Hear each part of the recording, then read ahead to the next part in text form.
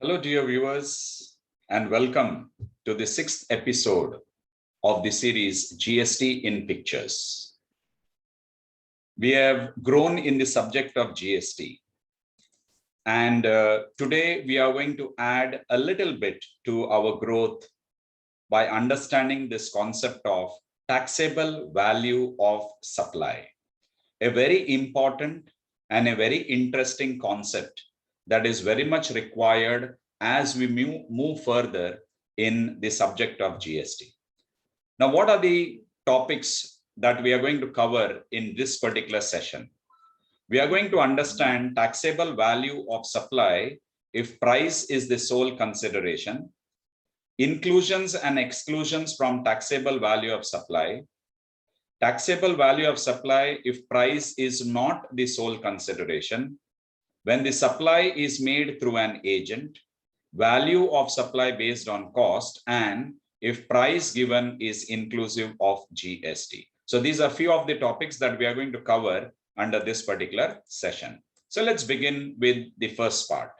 Valuation of taxable supply. Now, very important concept. When we talk about taxable supply, the most important term that we come across is the transaction value. Transaction value forms the base of charging or levying GST. If the transaction value is not known, the GST rate, whether 0%, 5%, 12, 18, 28, or for that matter, the other rates, the 3% on gold and jewelry that we have, all these numbers become redundant. So transaction value forms the base of levying GST. Now, when we are talking about transaction value, there are three very important points, right here that we need to understand. Price actually paid or payable for the supply of goods and services, goods and or services. Second important criteria that we talk about is supplier and recipient are not related. Imagine if they are related, definitely the supplier is going to charge a lesser value. So supplier and recipient are not related. We can say there exists what is called as business relationship between them, not personal or blood relationship, or else the value shown will be incorrect. So supplier and the recipient are not related. And third, very important, price is the sole consideration for the supply. The transaction between the supplier and the recipient basically is for the price at which the supplier is going to sell or the price at which the recipient is going to purchase or inward supply from the recipient, we can say. So transaction value is what forms the base of GST.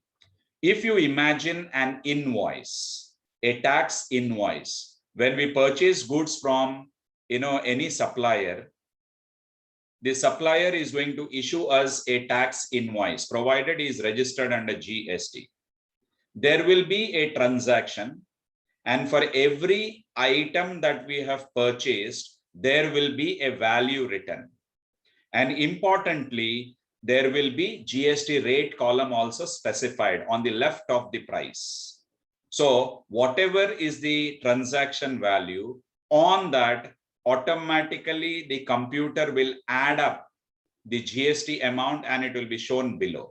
So particular item, what is the rate of GST? So on the transaction value, the GST amount will be levied. So price actually paid or payable, supplier and recipient are not related, and price is the sole consideration for the supply. Now, when we are talking about this, how do you arrive at taxable value of supply? We talk about inclusions and exclusions from the taxable value of supply. I can say this is the most important concept. Whatever we are discussing in this particular session, I think everything focuses on this particular slide that we have on our screen. So what are the inclusions? I'm going to make a list of around 5 inclusions and 2 exclusions from the taxable value of supply. Let's understand the first one. All kinds of taxes duties, cesses, etc., other than GST. Let's understand this. A concerned state or a union territory may have their entertainment tax, may have their luxury tax, may have their local taxes. All such taxes will be included in the value of supply, and very clearly written in red is other than GST. GST amount will not be included in the taxable value of supply at all, because it is on the taxable value we are supposed to levy GST. So all kinds of state taxes, duties and cesses that the government is levying, the local government or the state government is levying, will be included in the value of taxable supply, but that will be other than the GST amount, other than the GST amount. Let's look at the second important inclusion. Any amount that the supplier is liable to pay, but incurred by the recipient.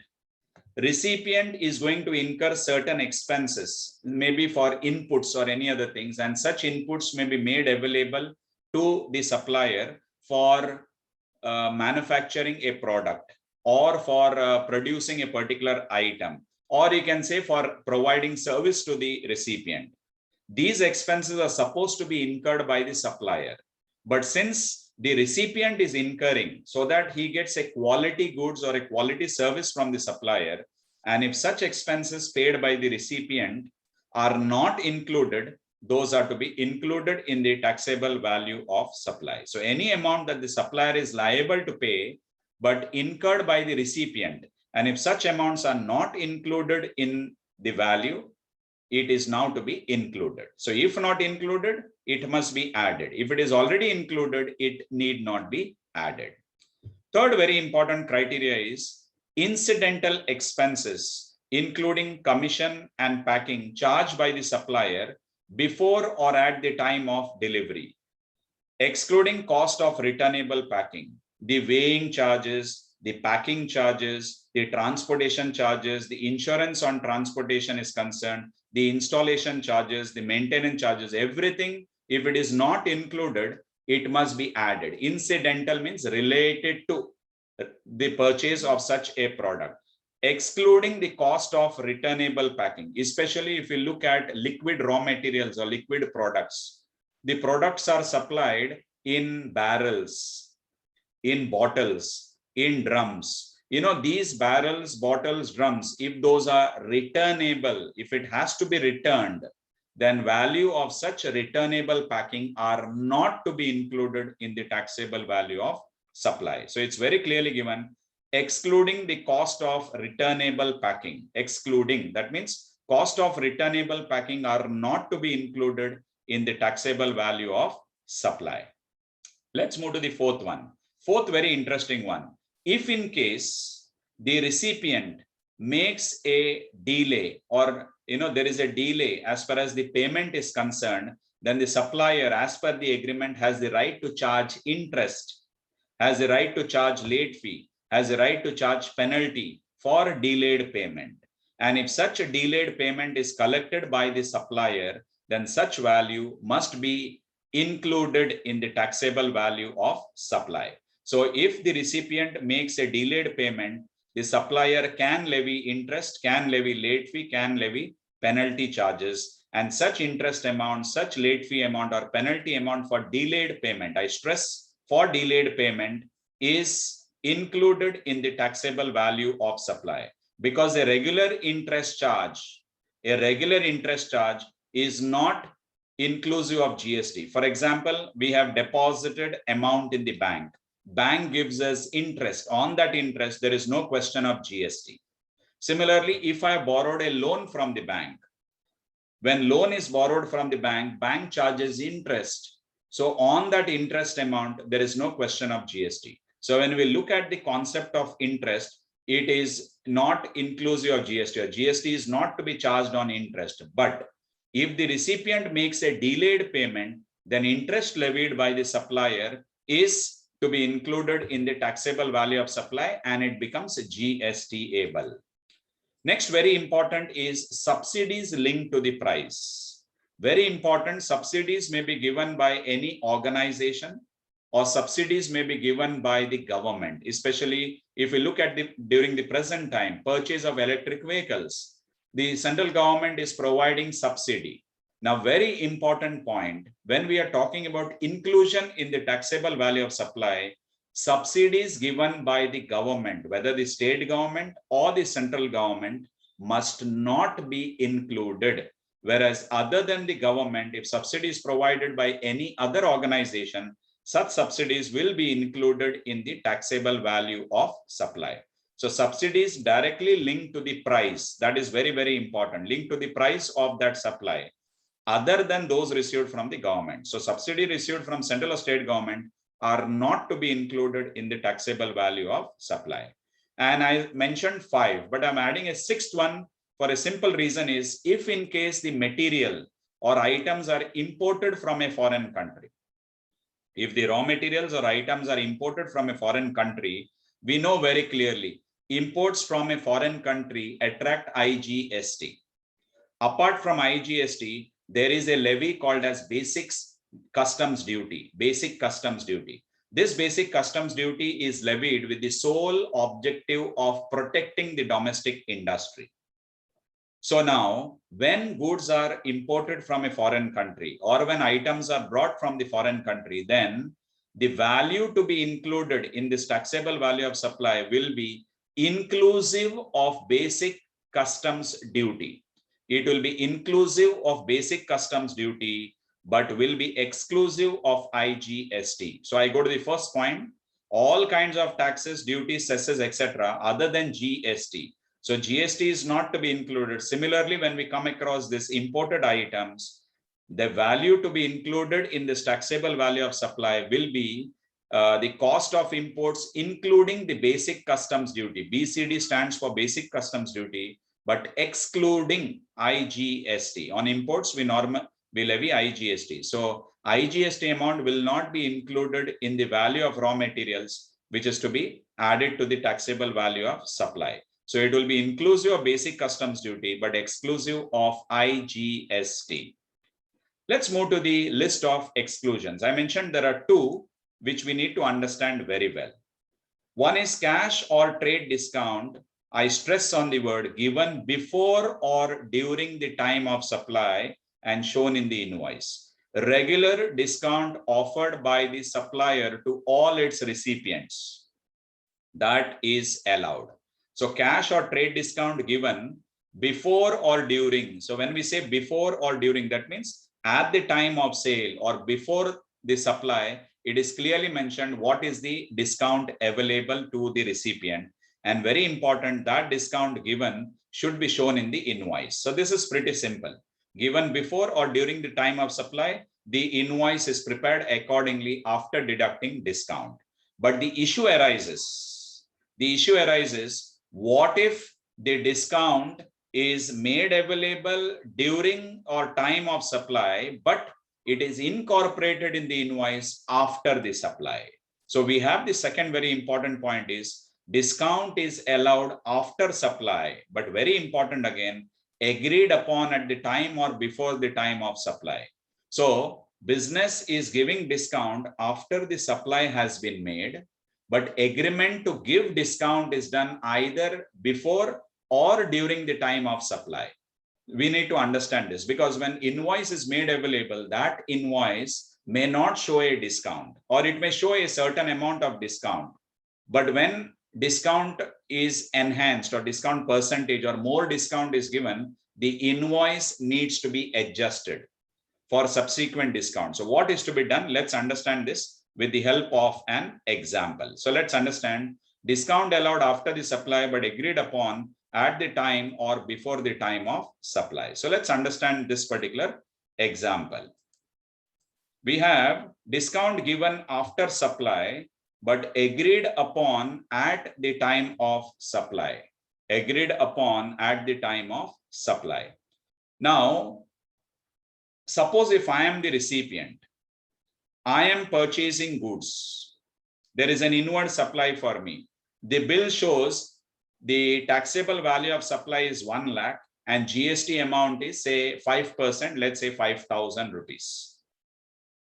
Now the supplier has given me an offer. If I make the payment within a particular date, he will give me extra 2% discount. And suppose I do make the payment. So originally, when the invoice is given to me, 5,000 is my input tax paid on inward supply. So I get, presently when we look at it, I get an input tax credit of 5,000 rupees. But when I fulfill the condition and I get additional discount, automatically my input tax is going to come down. Input tax will reduce because the transaction value will reduce and the GST amount will also reduce. But I already have an invoice for a higher input tax. So input tax credit as attributable to the discount has to be reversed by the recipient of supply. That means I need to reduce my input tax credit. Let's understand this with the help of an example. If the invoice dated 5th of July is raised for 25,000 and GST recorded at 5%, so a tax invoice is given to me. So 5% GST of 25,000 will be 1,250. And there is a condition. Remember, this invoice is dated 5th of July. There is a condition that the supplier is giving me. Conditions for cash discount at 10% is if the payment is made within 17th of July, that is within 12 days from the date of supply. If the payment is made, then further cash discount of a cash discount of 10% will be made available. Let's understand this now. So application on 15th of July, recipient makes the payment. So date given was 17th of July, and let's imagine I am the recipient. I am making the payment on 15th of July, well within the date. That means I am going to get a 10% discount on this value. So discount is made available at 10%, reducing the transaction value to 25,000 minus 10%, that would be 22,500. So 2,500 will be the discount amount. Now, interesting point is about this value. GST amount was 1,250, but now the transaction value has come down to 22,500 only. That means I need to calculate my 5% GST on 22,500. So when I calculate, my GST amount works out to 1,125. So transaction value reduces from 25,000 to 22,500, and GST amount will reduce from 1,250 to 1,125. Now, as a recipient, I already have a tax invoice which shows an input tax credit, input tax of 1,250. But my actual input tax is now 1,125. That means this 125 rupees that I have, as a recipient, I need to reverse it. So rupees 125 must be reversed by the recipient. Usually in such transaction, the supplier will issue a credit note. The supplier will issue a credit note to the recipient, and automatically the credit note will show this reduction of 125 rupees, will show a 125 rupees. So when the related bills are raised, when those are matched for credit, automatically this 125 rupees reduced will be adjusted as far as input tax credit is concerned. So this is the most important thing that we have, that is discount given after supply, but it is agreed upon at the time of supply. But if we are giving discount, a sudden discount is made available, without the knowledge after that, but no agreement was done before, such discount cannot be claimed as deduction at all. So this is a very important rule in GST. Discount can be given, there is no problem at all, provided it is agreed upon before or at the time of supply.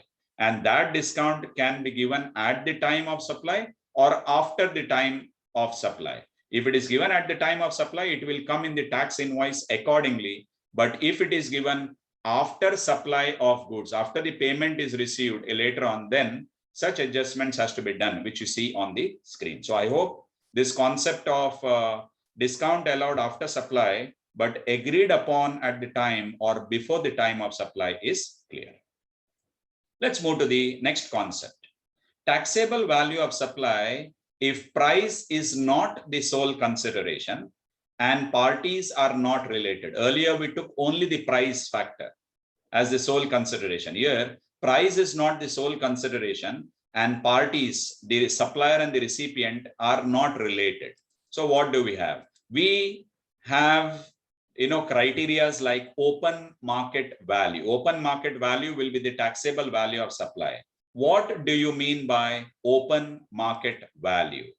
Full amount, I stress on the word full amount, which a recipient of a supplier is required to pay. So open market value is nothing but the full amount that the recipient of the supply is required to pay in order to obtain or take possession of the goods or avail the services or both of like kind and quality.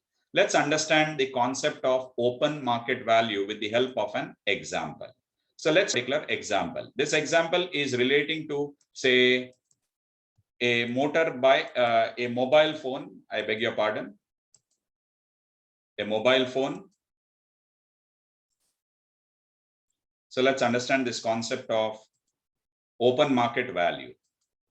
So let's take this situation. A new phone is supplied for rupees 10,000 along with the exchange of an old phone.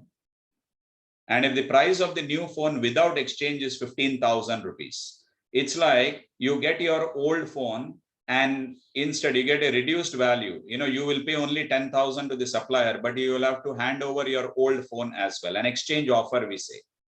Now, as per the rule, what is the open market value of such a supply?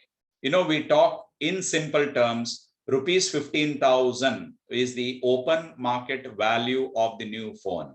So if not for the exchange, the recipient would have had to pay rupees 15,000. So 15,000 rupees will be the value of supply. See, though the recipient will pay only 10,000 rupees to the supplier because he is going to give his old phone as well.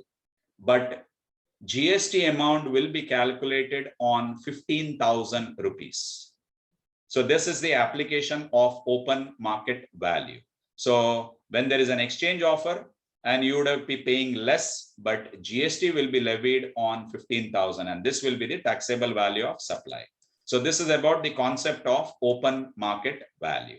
Let's move to another criteria. If open market value is not available, if it is not clearly given, then what do?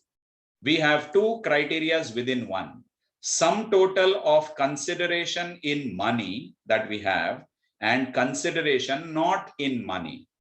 Sum total of consideration in money and consideration not in money. That means we are talking about the money also, and we are also talking about something extra that the recipient may have to pay for, consideration, or may have to exchange for. So, and consideration not in money as well. Let's take this clear-cut example.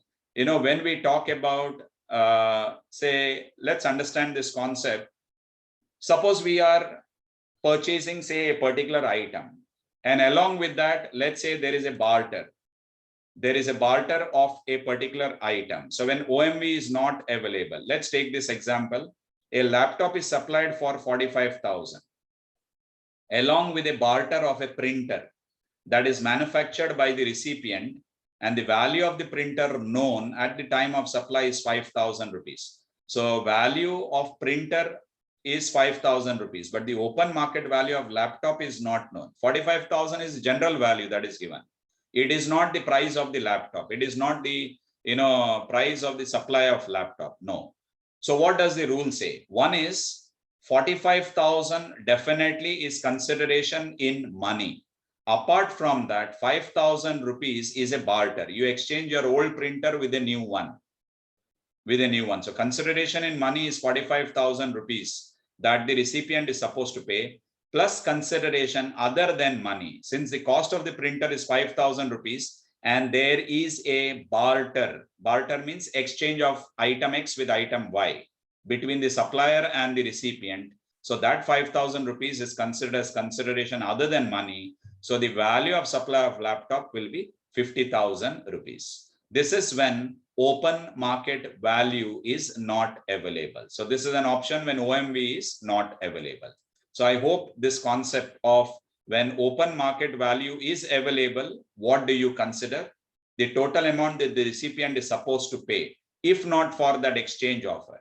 If open market value is not available, two criteria: consideration in money with consideration other than money. So these two put together are considered as the taxable value of supply if price is not the sole consideration and the parties are not related.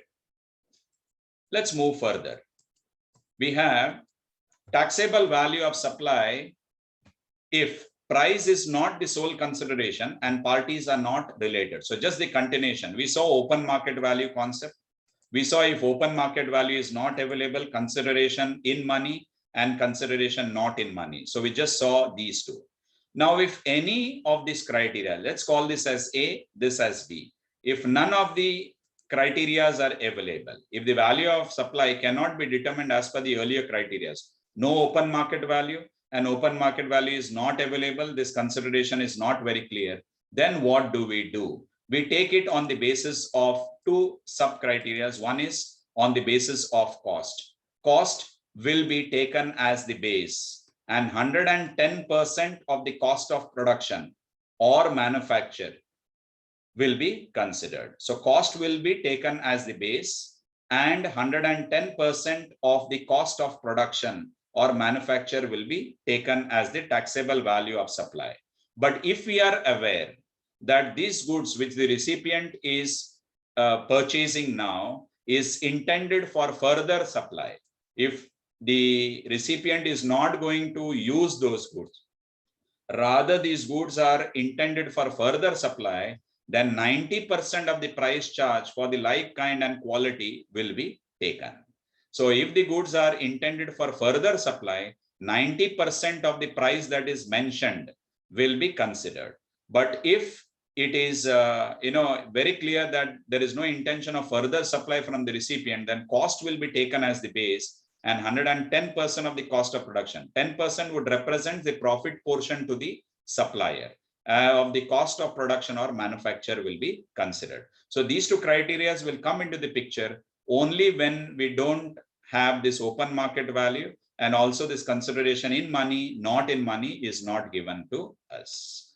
Let's move to the next concept. Supply by an agent. Very, very important, very interesting. Value of supply of goods. I specifically mention value of supply of goods.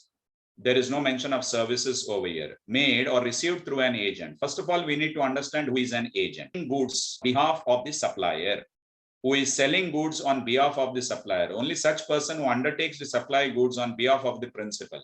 Commission agents are excluded. That means if you are talking about consignor, consignee is excluded because consignee is a commission agent. Though he is acting as per the guidelines of his principal, though we say principal agency relationship exists between them, but consignee is out of question over here. So agent basically you can call as manager of another branch who undertakes to supply goods on behalf of the principal. Such an agent. Now, if goods are supplied or received through an agent, then what are the criteria we have? We either take the open market value if it is available. If open market value is not available, then we go with 90% of the price charge for the supply of like, kind and quality by the agent to his customer, not being a related person, provided the goods are intended for further supply by the said recipient. So if the agent is selling and if the recipient is a retailer, let's assume, and if it is intended for further supply, it is for his business that the recipient is purchasing from the agent, then the price charge will be 90%. But one point is very clear. When we have principal and agent, the agent will be instructed by the principal at what price is he supposed to sell. And very important, when we say at what price is supposed to sell, definitely it is the selling price, inclusive of profit to the supplier or to the principal. But in a very rare circumstance, we may have to draw a comparison between these two.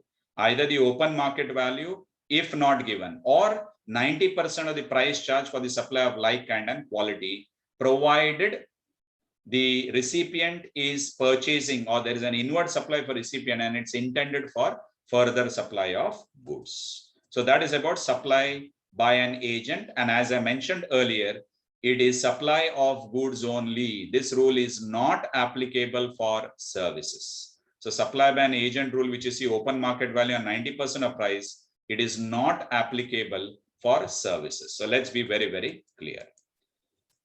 So let's move ahead with the next concept. Supply based on cost. Now, when we are talking about the supply based on cost, now where the value of supply is based on cost, we need to be very clear that there are some rules that we need to take care of. We have actually already discussed this. If we go back to this particular rule, we have already taken, when we say cost, we take 110% of the cost of production or manufacture. So if the supply is based on cost, then definitely we talk about 110% of the cost of production. So where the value of supply cannot be determined by any of the preceding rules, then 110% of the cost of production or manufacture or cost of acquisition of such goods or cost of provision of such services will be taken into account. So when we say cost of production, it is not just the cost of production or the manufacture. There are related expenses also, and that includes materials consumed, direct labor and expenses, works overheads, research and development cost, packing charges, administrative overheads, all relating to production only. So all these, we are not including selling expenses because that is added separately. So cost of production will include all these items which are incurred as far as production is concerned. So if you cannot, value of supply cannot be determined by any of the preceding rules. As we say, we don't have OMV, we don't have the, the other concept also, the cost as well as, paid in money, consideration not paid in money. Then we come to the cost basis. So 110% will be taken of the cost of production. 10% over here represents the profit portion to the supplier, and cost of production will include all these items. Next, suppose if the price is inclusive of GST. Now, sometimes we will be given transaction in the problem saying that prices given are included in GST. Very important thing is we need to make arrangements for excluding it from the price. If the value of supply is inclusive of GST, then GST amount should be excluded from the same. How do we exclude? What is the formula for exclusion? It is simply the value of supply as given to us into 100. If we multiply into 100, we will get the taxable value of supply. If we multiply it with GST rate, we will get the GST amount included in such a value. So value of supply into 100 divided by 100 plus GST rate, that will give you the taxable value of supply. So let's understand this with the help of an example. If the value of supply inclusive of 5% GST given is 1,05,000, then the taxable value of supply will be, value of supply given is 1,05,000 into 100 divided by 100 plus 5. GST rate given is 5, so 105. So 1 lakh will be the taxable value of supply. Meaning to say, this amount of 1 lakh excludes the GST, but this value of 1,05,000 includes the GST as given. So if the price is inclusive of GST, then we need to exclude such a value by applying this particular formula. And it's very, very important for exclusion. Let's take another example. If the value of supply inclusive of 28% GST is 7,68,000, then the taxable value of supply will be value of supply as given inclusive of GST, 7,68,000 into 100 divided by 100 plus GST rate given is 28, 128. So 7,68,000 into 100 divided by 128 will be 6 lakh, which will be the taxable value of supply. It is on this value, 6 lakh, that you levy 28% GST. So that's all we have in this particular session. So thank you very much for your company. So if you would like to connect, here's my email ID and my mobile phone number. So feel free to connect with me. And as I have been mentioning throughout all the sessions, that don't forget to subscribe the channel. Do share this GST material with all the people, all the students and teachers who believe will benefit out of it, and definitely comment as well. So thank you once again.